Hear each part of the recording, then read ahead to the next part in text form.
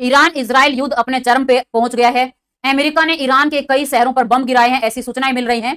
इसी बीच हम ये जानने का प्रयास करेंगे कि इतने सारी पाबंदियों के बावजूद, अमेरिका और यूरोप की इतनी सारी पाबंदियों को झेलते हुए ईरान इतना मजबूत देश कैसे बना हुआ है। वो कौन कौन से काम ईरान ने किए हैं इस्लामिक क्रांति के बाद, विशेष रूप से यानी 1979 में जब ईरान में इस्लामिक क्रांति होती है, उसके बाद खासकर अमेरिका उस पर खूब सारी पाबंदियां लगाता है। और इन सारी पाबंदियों को झेलते हुए भी वो कौन कौन से काम ईरान ने किए कि वो इतनी मजबूती से खड़ा हुआ है।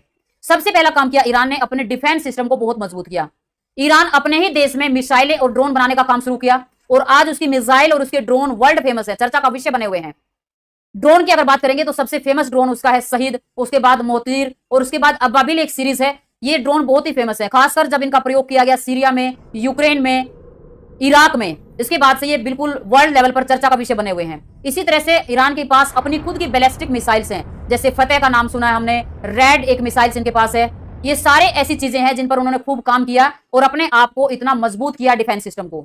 दूसरा काम क्या किया ईरान ने, पाबंदियों के दौर में ईरान ने अपने आसपास के जितने भी देश थे उनके प्रोक्सी समूहों को समर्थन दिया, जैसे लेबनान में हिजबुल्लाह, इराक में पीएमएफ, यमन में हुती विद्रोही, फिर आपका सीरिया में एक ग्रुप है असद सरकार, इन सबको समर्थन दिया और इसके कारण ईरान आसपास के यानी पश्चिमी एशिया में मजबूती से खड़ा रहा। तीसरा काम क्या किया उसने, अपने वैज्ञानिक और तकनीकी विकास पर ध्यान दिया। पाबंदियों के बावजूद भी उसने न्यूक्लियर रिसर्च पे, स्पेस रिसर्च के ऊपर, साइबर टेक्नोलॉजी के ऊपर खूब प्रोग्रेस की। 2023 में ईरान ने अपना खुद का बनाया हुआ सैटेलाइट भी लॉन्च किया, जो कि उसकी वैज्ञानिक प्रगति को दर्शा रहा है। किसी भी देश के लिए सबसे ज्यादा जरूरी जो चीज है वो ये है कि उस देश के नागरिक देश के प्रति कितना डेडिकेटेड हैं, कितना समर्पित है अपने देश के प्रति। अगर हम ईरान की बात करेंगे तो ईरान में एक शब्द बहुत प्रचलित है और वो है प्रतिरोध की संस्कृति, कल्चर ऑफ रेसिस्टेंस। ये एक ऐसा माहौल है जहां पर लोग अन्याय और शोषण को चुपचाप बर्दाश्त नहीं करते हैं, बल्कि उसके खिलाफ बोलते हैं, उसके खिलाफ आंदोलन करते हैं।